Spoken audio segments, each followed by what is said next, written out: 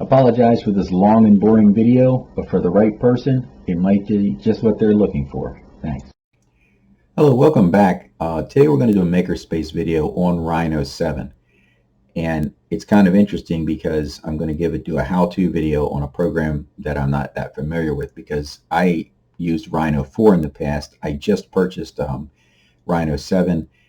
I had to purchase a new Windows 10 computer to use it, so I'm getting used to the computer. I'm getting used to Rhino itself.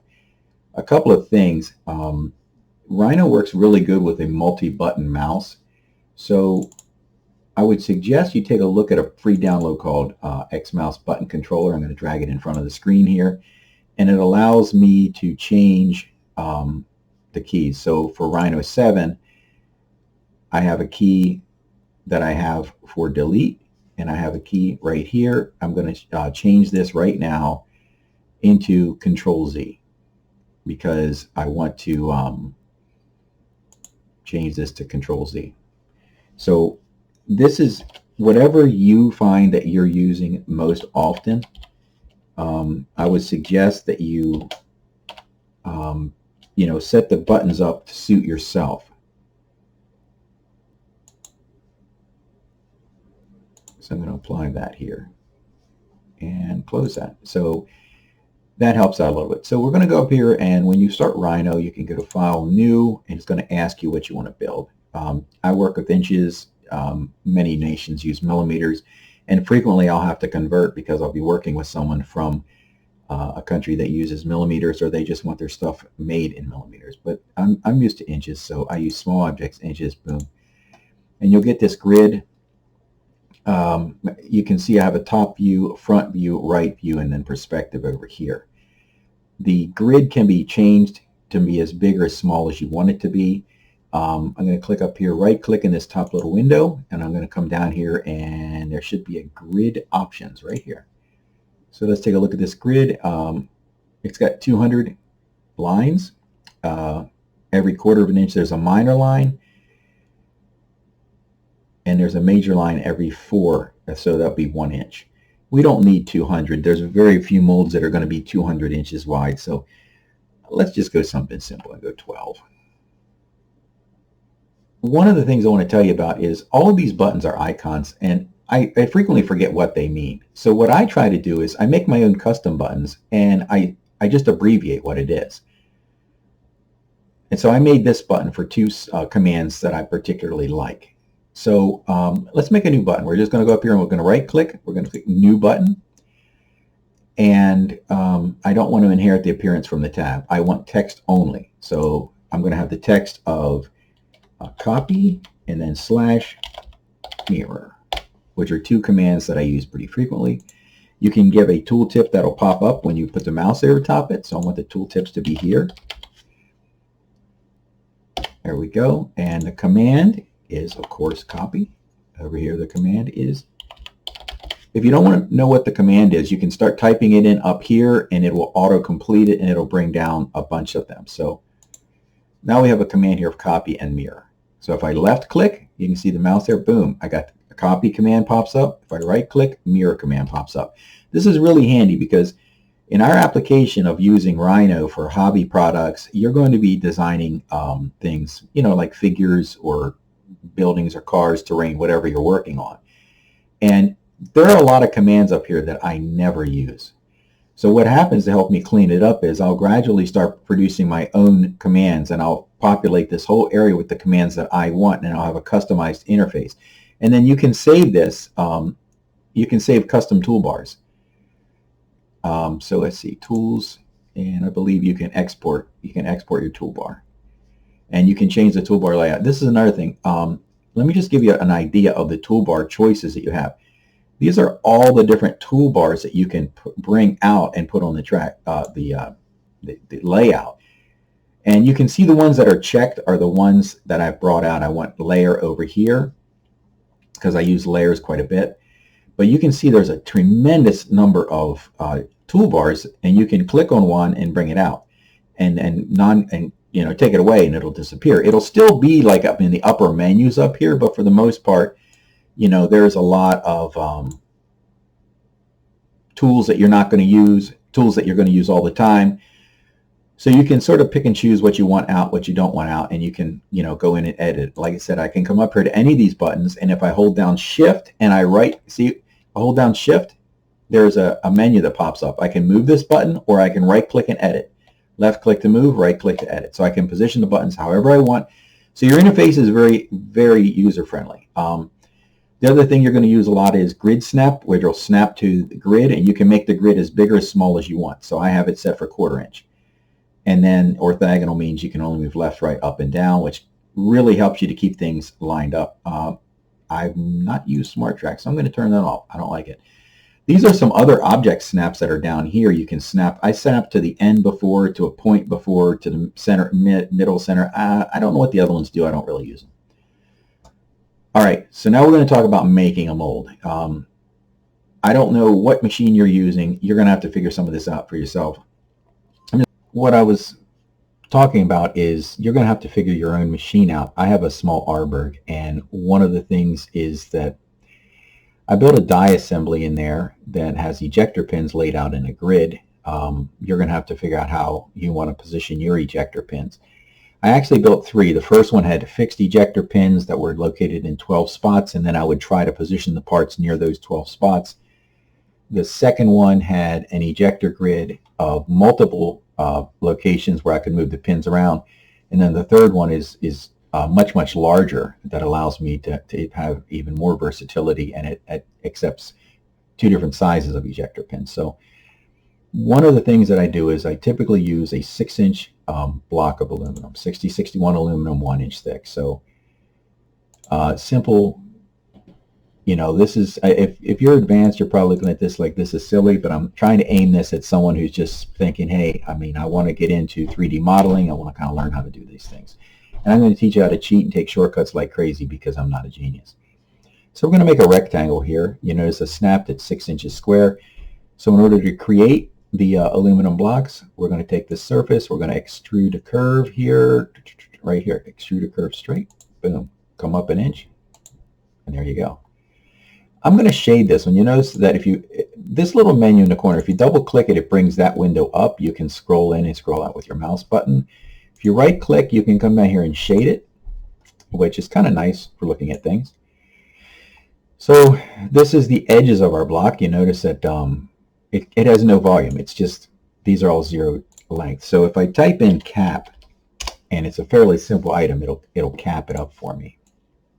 So that's going to be half of our mold, and the other half is going to be down here. So I'm going to take this, right click to mirror, we're going to snap down here, and boom. So now we have a top and the bottom of the mold right here. 1, 2. To make this simple, we are going to move this to layer 1, and it'll over here in the object properties, if I click on this object properties, each of the layers has a different color. And by default, everything you put on that layer is colored by that, in that way. If you want to, you can change this from saying by layer into a different color. And sometimes that's handy. But for right now, we'll just leave the red layer as the red layer. That's layer 1. So you can see that this is, we have 2 blocks of aluminum. We're going to have to put our object that we want to recreate in the middle of that. Let's assume we're going to put the red block against the nozzle, and we're going to put the other block against the ejector pins.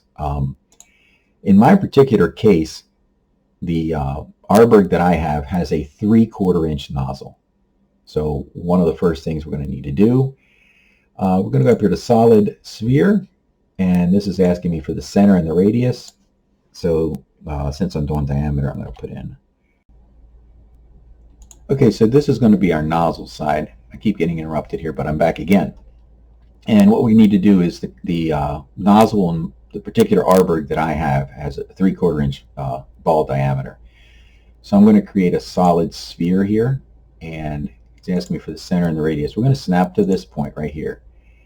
I want to change this to diameter because I don't want to use radius. So we're going to use diameter, and we're going to do 0.75. So we have a 3/4 inch ball right there. The other thing I do typically is I'll try to immerse that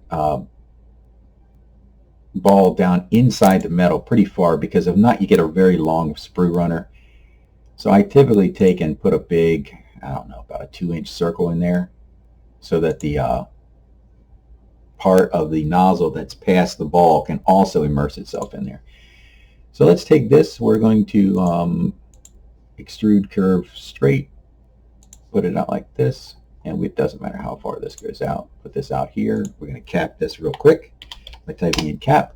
I should make a button up here for cap. That'll be my next to-do list here. And we want to put this, let's move this up a little bit, about to there, and we're going to move this up a little bit, about to there. And you can see that we've got that nozzle sunk in pretty darn far. I'm not sure we really need to get that far. Let's go up another half an inch, or another 1/4 of an inch. Slide them both up this time. So we're going to cut this out. And this will be milled out on the CNC machine then eventually. So we're going to do solid difference. I'm going to pick this, boom, delete that, difference this, and delete that. So we've got the back side of the nozzle area punched out, and it's ready to go there.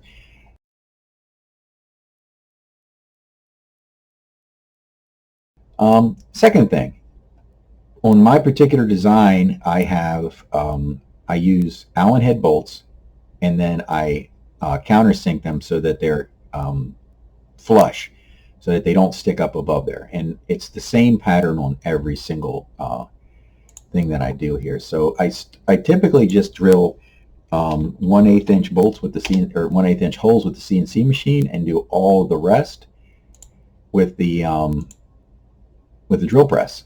It's actually pretty simple. So for the CNC work, I'm going to want to copy these, and we're going to put them in the corners right here. Why didn't that copy?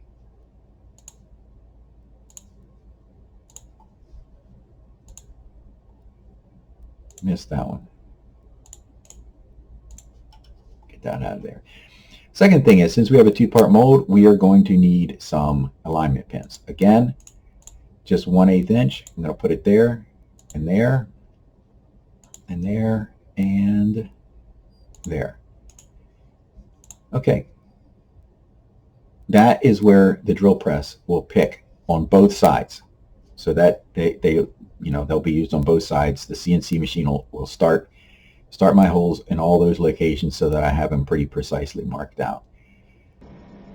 This one is ready for the drill press right now.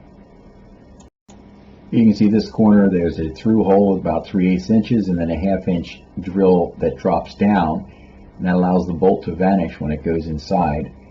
Holds the plate in place without any interference.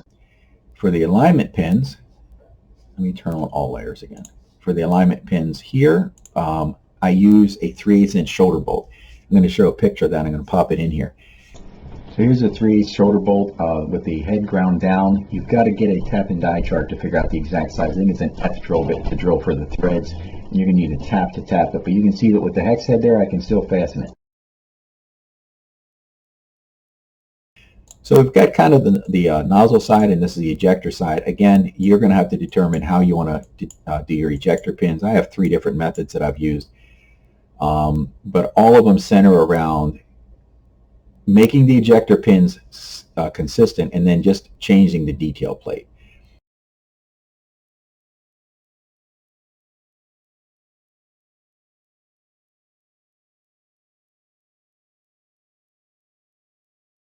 So now I'm going to import something into Rhino to use as an example for how to do a mold.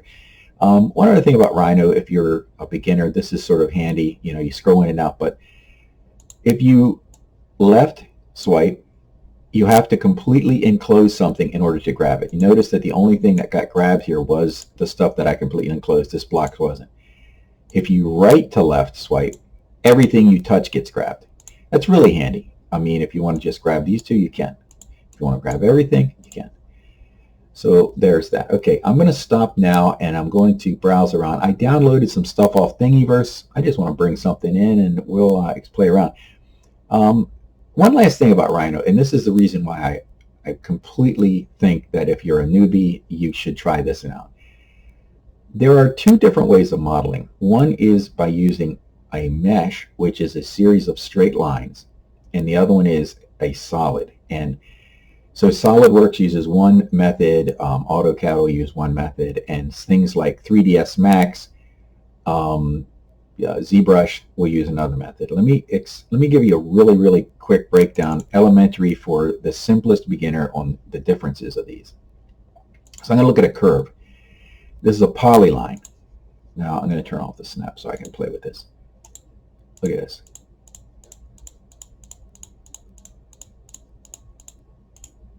It's actually a bunch of straight segments, and every time the curve bends, there's a point. So in order to get a smooth organic surface, it creates a tremendous amount of data. I've had people send me an STL file for a bone sword from a Tyranid that crashed my computer with 8 gigabytes of RAM because he had subdivided it so smooth. One of the things, if you're working on ZBrush, and I've had people send me ZBrush sculptures before, when I import them, it's an enormous amount of data. So if you're working on ZBrush and you don't have to subdivide every area, try not to. You know, you can break ZBrush into zones and just subdivide, say for example, a face, but you may not need to subdivide the shield quite so much because there's less detail in there. That saves a lot of data, and it makes a big difference because this new computer I got is substantially upgraded, but I had purchased really good computers in the past, and it's very easy to overwhelm them. So now let's look at a curve from the perspective of a SolidWorks type thing. Look at this curve. It's way more organic than this. And you can see that the data points on this curve are off the curve. So it's very easy to edit it. You can just move this data point and change this curve however you want. On this one, you want to move the data point. You still get, it's jaggedy. So the only way to not have it jaggedy is to increase the point count. I didn't count the points, but these are roughly about the same. Actually, this has less points, and it's way smoother. So one of the advantages of Rhino is you can jump back and forth between one format and the next. So this, let me just delete this real quick. Delete this. This is a poly surface, and if you're gonna, let's zoom in here and look at this backside. Look how smooth that thing is.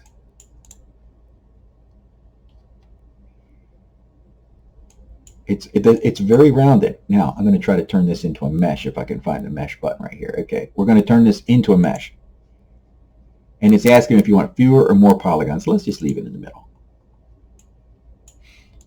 So this is now a mesh, which is what you're going to see of STL files when you download them off places like Thingiverse. This is what you're going to see in video games, video game files, and stuff like that. And you can see, you know, it's just sometimes it looks okay, but look at this hole. You can see. If we zoom in here, let me see if I can show you this real quick. You can see that the hole is a series of flat segments on the mesh, but on the other one, the poly surface here, it's perfectly smooth and round. So a mesh is never actually round. It's interesting. I mean, Rhino can straddle the both worlds. It might not be the best at one, it might not be the best at the other, but it lets you jump back and forth between two worlds. So it's possible for me to do part of my mode as solids, and then if I want to get into a really small detailed area, and you know, I can switch it to a mesh. So let's get rid of that. Okay, I'm going to go and just find a model to import something that I downloaded off Thingiverse, and we're going to practice making a mold real quick. All right, be back in a second. Okay, we've got a folder here of some 3D model stuff I downloaded off Thingiverse and stuff like that. So let's just take a quick look in here at anti-air files. Yeah, we're going to import some of this stuff, take a look at it here in Rhino. And this is one of the best things about Rhino. We're going to import. We're going to take a look at this. Let's bring in this. And well, so let's import, let's try the left gun, see what it looks like. Okay, so we got a couple things we brought in here. All right, if you're gonna, this is good stuff to practice with. Let's try to lay this flat because we're going to want it to be as flat as possible in our mold. So let's bring it down.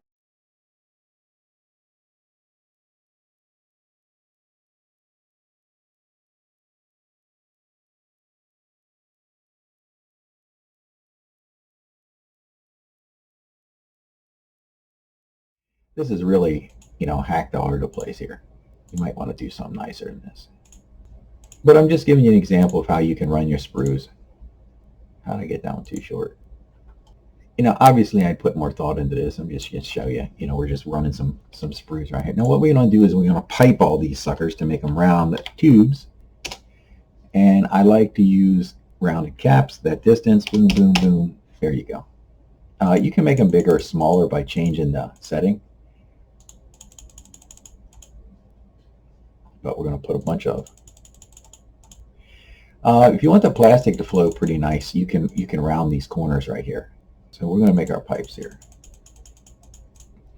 Notice that once you're repeating the command, I just click it and then hit enter a bunch of times, and it creates the exact same thing.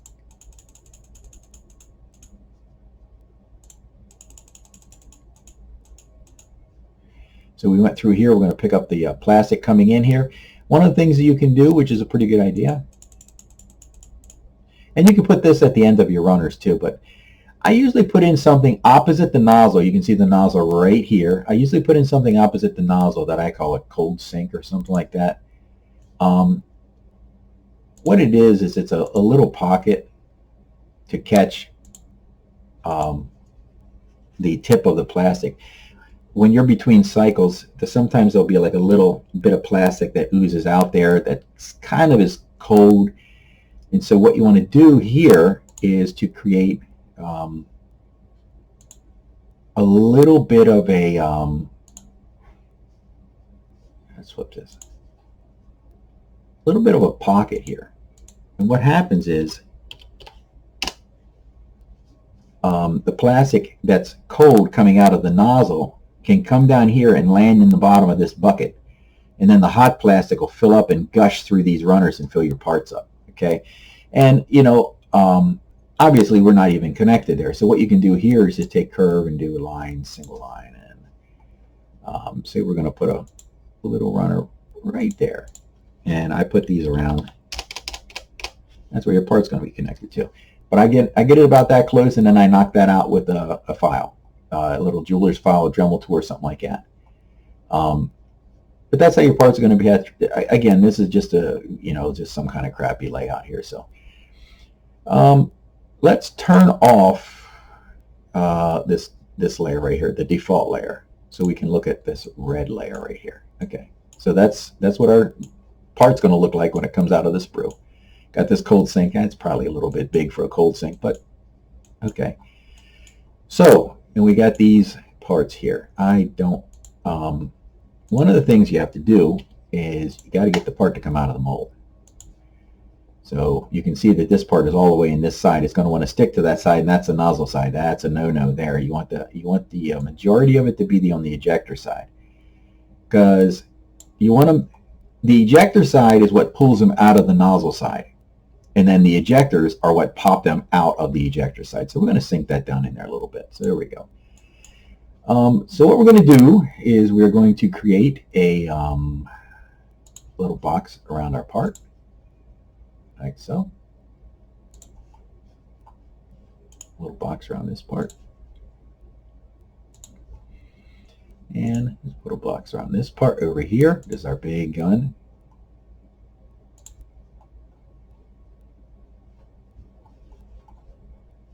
Uh-oh. We got a piece hanging out on the side here, so we're going to make this a little bit different size box. So let's split this curve with this curve.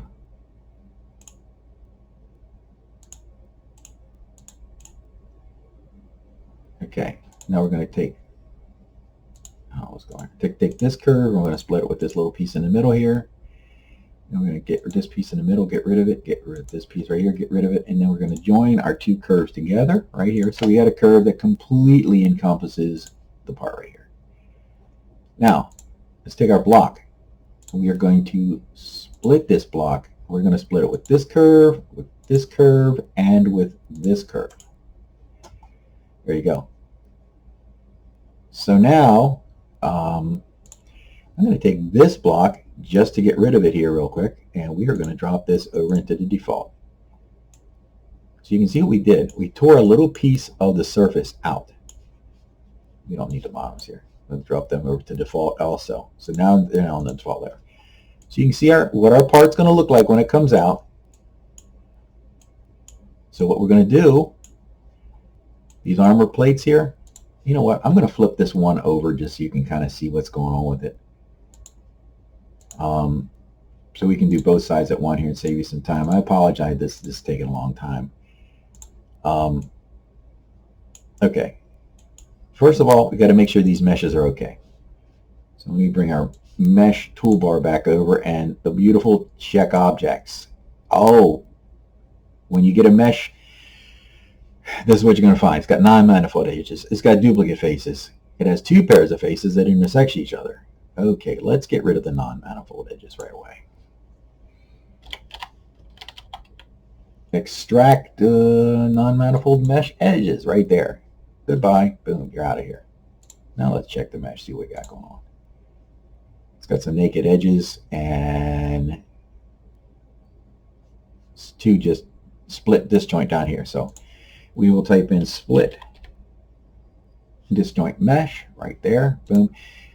Once I have my Rhino set up, I will have all of these on my custom buttons over here. All these commands. So this would actually go further. Now let's check this mesh again. 6 naked edges. And 3 that need to be flipped. Let's try to unify this sucker.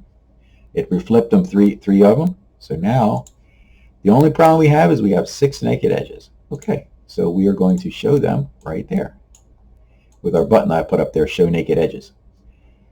So now I can see right where the edges are at. You can see that they're bright purple. So that ain't good. Now let's fix these suckers. Wow, I'm going to hit shift so I can grab both of these. We're going to throw these onto a random layer and then drop down on that layer and take a quick look at these suckers and fix them.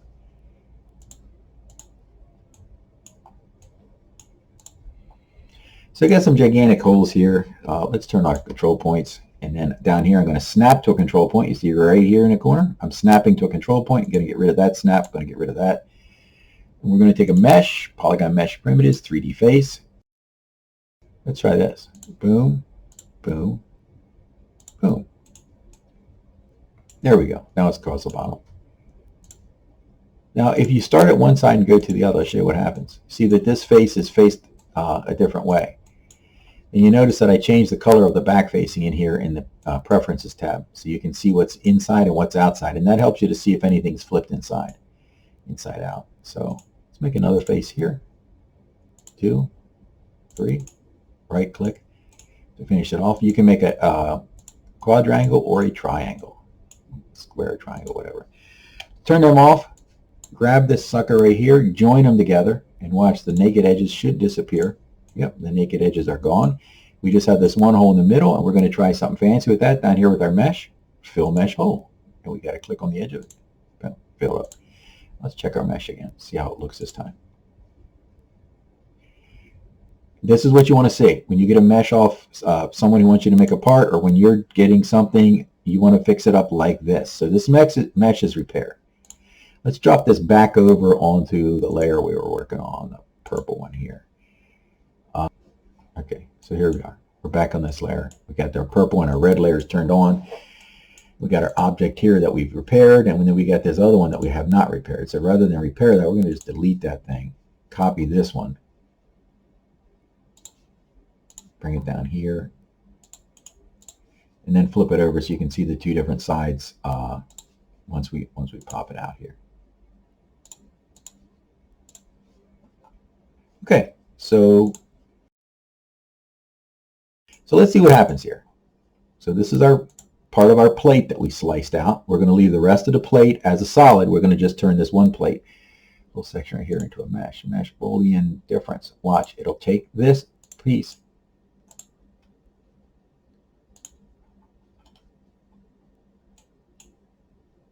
All right, this is a good example of how I screw up. See what happened? I wanted to subtract it, but instead it added it, and it has something to do with subtracting a negative whatever. So let's undo that. To fix this, we're going to have to flip this sucker over. Here we go, flip. Now, we'll take this mesh, Boolean difference. Now you got the reverse. If your mesh is, if you have the thing is facing in two different directions and you try to subtract it, it'll instead add it. Or if you try to add it, it'll instead subtract it. It's got some kind of complex mathematical stuff that I probably would have learned if I'd have made it to 11th grade, but it works. You just make sure they're facing the same way. So this sucker right here needs to be flipped. And then we're going to take this mesh, Boolean difference, boom. Delete this sucker. There you go. So there's your two halves of the mold right there. So this is what it would look like. And then we would just go through here and use the solid difference to get rid of our sprue lines and runners like this. You can see we got our little groove right there for the plastic to flow through. And, you know, you're ready to go into the CNC machine and see what you can do about milling it. We'll talk about a little bit of that later. This video is way long. I apologize for that. I doubt any human being is still at it at this point, but there's where we're at. That's how you make a very simple mold.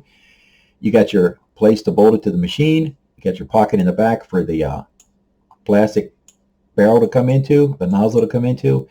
On the upper side of this, let me get rid of this, because that goes into the ejector side. On the upper side of this, you're going to want to put a cone in here. I actually use some drill bits from Harbor Freight that are like pointy drill bits to do this with, but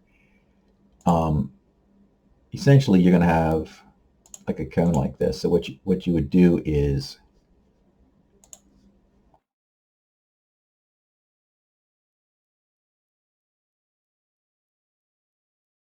this is what this looks like. And then when you're done, the plastic will come up this cone out of the nozzle right down here, come up this cone, hit these runners and flow out. And it'll if there's any cold spots, it'll slam into that sink first. That sink will fill up and it'll shoot down these other ends. Spread out, come down here and hit all your spots. And you can do the runners however you want to. This is not a good design for a mold. I'm just throwing this out here. I would try to put it a little bit closer and put the runners. You want the plastic to hit that pretty fast. And also, when you're putting plastic into a part, put it into the thickest part first. Because what will happen is if you try to put from thin to thick, the thin will solidify before the thick gets filled up. So hit the widest, thickest part of the mold first if you can, at all possible. Like this sucker right here, it's going to have a pocket in there. And what can happen is if this part right here where it's thin cools before this does, this will sink. And so you have a danger of a sink on this particular part. It doesn't look like it's that dramatic, so I think you can get away with it.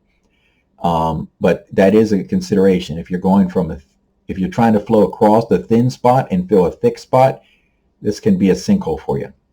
So, okay, that's enough for one day. If anybody likes this and wants it, make a comment. Maybe I'll make some more videos later. But you know, this is just the basics for how to make molds of things. And I think I'm going to like Rhino 7. It's going to take me a little while to get my interface up here customized the way I like it. These icons is like reading hieroglyphics. I mean, I understand why they do that, I guess, for different languages. I don't know. But, you know, because I'm looking at like, what does this mean? I don't know. Oh, okay. I got to put it over top here and read shade all viewpoints. Well, if I had just had the word shade or an abbreviation, it might make it easier. So, okay, guys, you have a great day, and hopefully somebody learned something from this. And Rhino is a pretty good program. I can guarantee you I like it a lot because of the versatility and all the different file types that it can import. You know, I challenge you to find any CAD program for the price that can import and work with all of these files and can work with solids and can work with meshes. I don't know. Maybe I'm wrong about this. But you pay it one time. You don't rent it. You don't buy a seat for a year. You don't have to pay a maintenance fee. You buy SolidWorks, you're $8 grand in the hole. You're paying $150 maintenance fee or something like that every month. AutoCAD, I think it's like 10 grand a year or something like that. I don't know, to buy a seat. This, you buy it once, it's yours forever. And I've been using it for years, and I wouldn't, I wouldn't even be able to do anything that I'm doing without this program. So I got to say thanks to Rhino. All right, you guys, have a good one. Talk to you later.